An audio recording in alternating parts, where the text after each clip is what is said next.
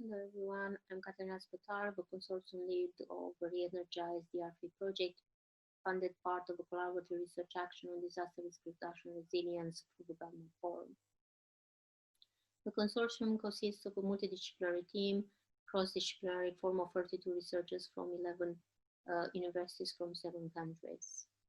Re-Energize DR3 addresses the simultaneous interactions between climate-related natural disasters and development for effective disaster risk management, acknowledging the role of community involvement in disaster risk management planning and the role of legal principles and institutions in reducing asymmetries in knowledge and power within a society. In conditions of post-normal science, where facts and indicators are uncertain and values are disputed, there is a need for a normative institutional approach involving diverse stakeholders and the ponderation of legal principles. Our nexus-informed methodological approach combines artificial intelligence, machine learning, and natural language processing within a transdisciplinary research agenda.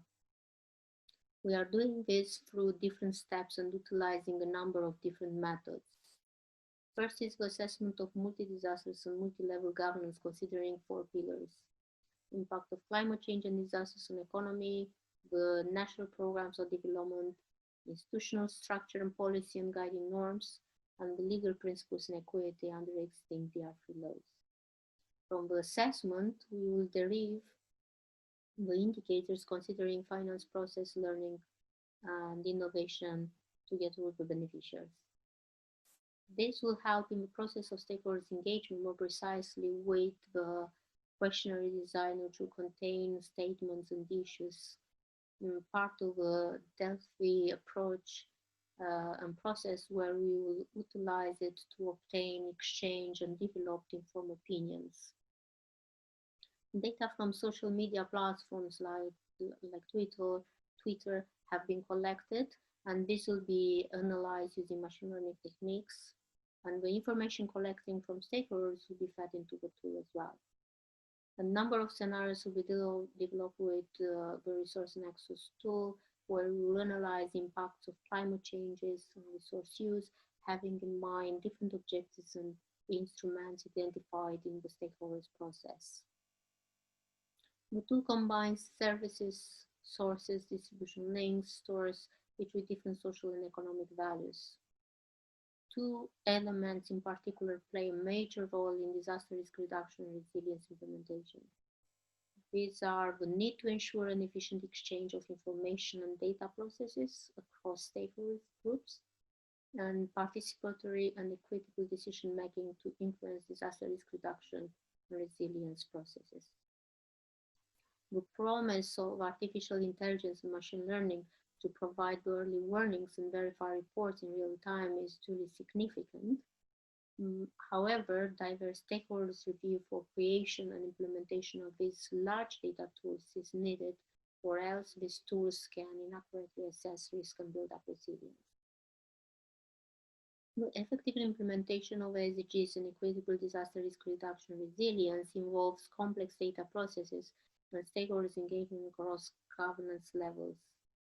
For this event, we'll focus on innovative interdisciplinary approach for disaster risk reduction resilience, solutions for data processes and stakeholders engagement for the US and UK, processes and appropriate methods to expose and correlate different views and information involving the governance and policy of disaster risk reduction resilience that can promote sustainable development.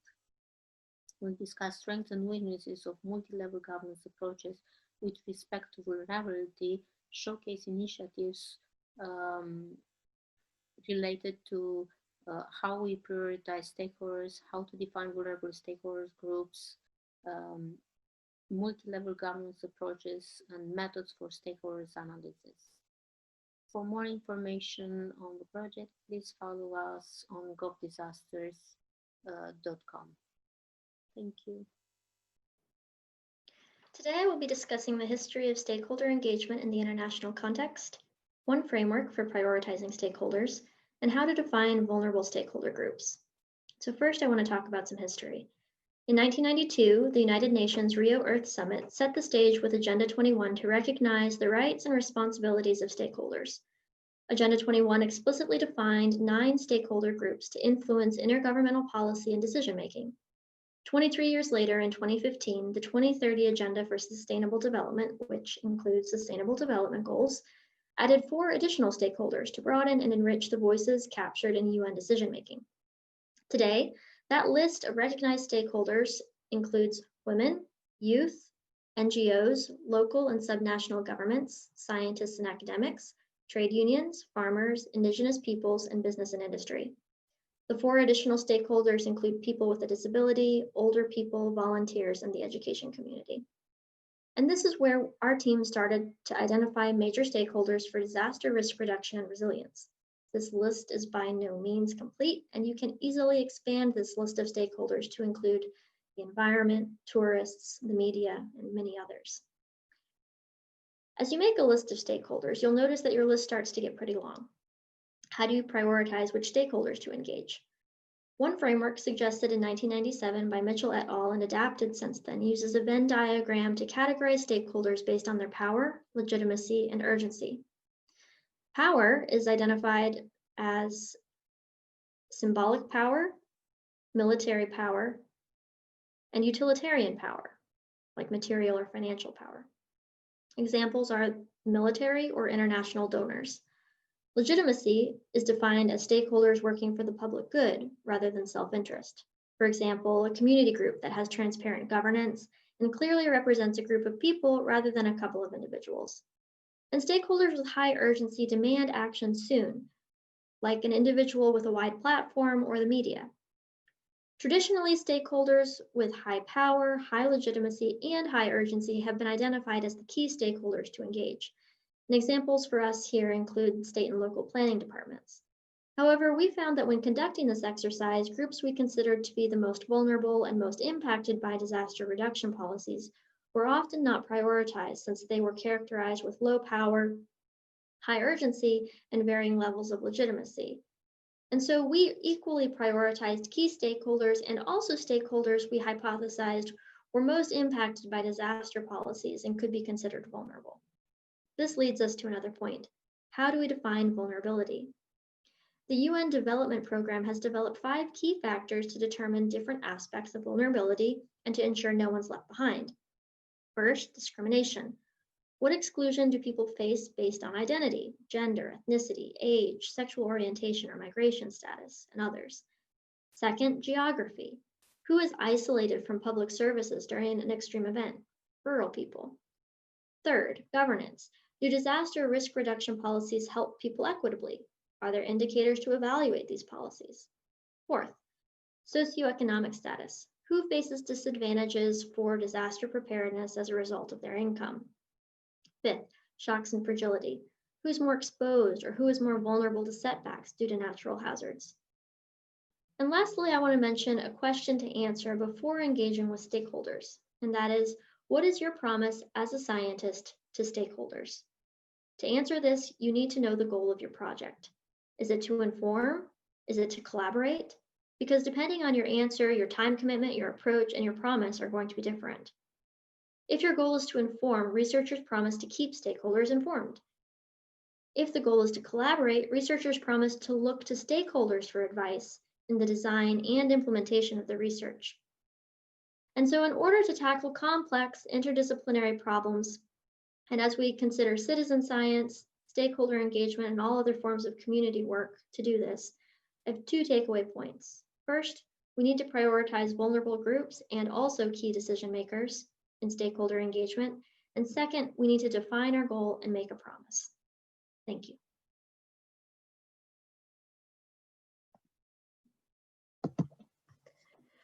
I'll be discussing risk reduction and resilience governance, policy, and vulnerability for the United States, reviewing the federal level and the state and local level in the context of North Carolina.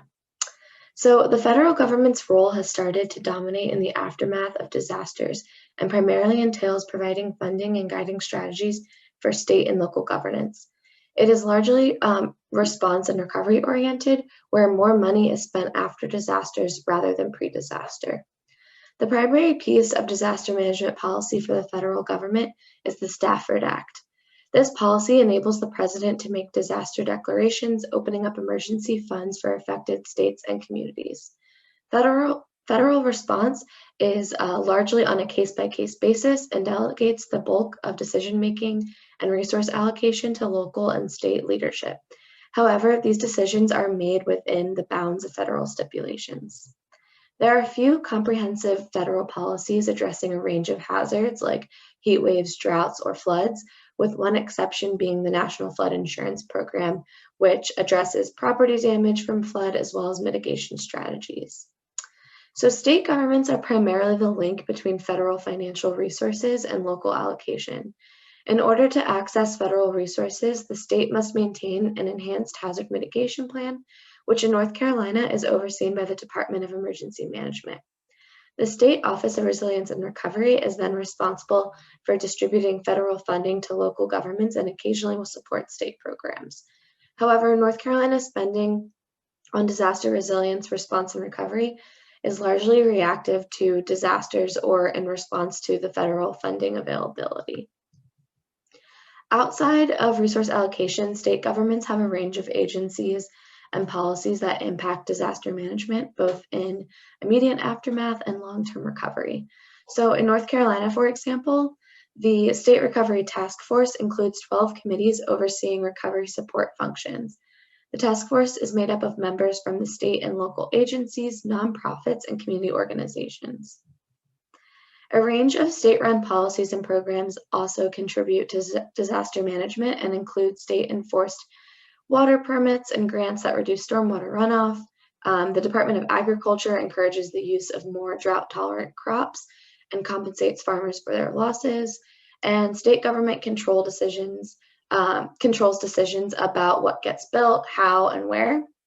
So, for example, state and local governments run infrastructure maintenance and improvement programs, as well as set building codes, all of which are possibly the most influential decisions for long-term risk management. When it comes to disaster response, local governments are the first line of defense against emergencies and disasters. So, according to North Carolina Emergency Management, each county in North Carolina must provide an emergency management office, which is responsible for emergency management planning, administration, coordination, and training. These agencies direct on-the-ground response, resource allocation, and coordinate communication during an emergency. Local government must also maintain a hazard mitigation plan, which outlines jurisdictions, risks, and vulnerabilities, develop actions to mitigate those risks, and create a strategy to implement mitigation activities. When states receive federal funding, it's local government's responsibilities for developing disaster-related projects around recovery and mitigation. So local governments are responsible for going door to door and doing the on-the-ground work to determine what should be funded. However, funding is typically limited and dependent upon federal stipulations. Similar to the state, local plans and regulations influence disaster management through decisions about what gets built, how, and where, which is also critical to how local communities are impacted by disasters. So taking a look at vulnerability, we evaluated this in comparison to the United Nations Development Program indicators. So at the federal level, support largely addresses vulnerability as an aggregate by providing resources to state and local jurisdictions. However, this support typically neglects the inclusion of equity frameworks, perpetuating the elevated risks faced by low-resource communities. At the state level, North Carolina policies place greater emphasis on the aspects of race and socioeconomic status as they contribute to disaster sensitivity, however, fall short of other UNDP vulnerability indicators. While some state policies have outlined equity goals, very little information is given on the baseline conditions or possible indicators of progress. At the local level, this will vary from city to city, but in Morehead City, physical vulnerability or extent of exposure dominated the analysis of the town's vulnerability indicators. So policies broadly consider age and disabilities when examining vulnerability, but do not thoroughly examine how other factors play a role in residents' ability to access resources or prepare or recover for disaster events. Thank you for attending our session today. My name is Priscilla Carvalho. I am from the Island Laboratory, and I will be discussing about the multi-disaster risk assessment in the UK, the multi-level governance approach, and our methods for stakeholder engagement and analysis. The UK government produces every 2 years a classified risk assessment of civil emergencies by developing this risk matrix, analyzing risks in terms of likelihood, scale, and extent of consequences. Heat waves present the highest likelihood of occurring in the next 5 years, followed by coastal flooding, river flooding, inland flooding, and droughts. In terms of overall impact, risks are assessed on the basis of fatalities, social disruption, economic damage, and psychological impacts.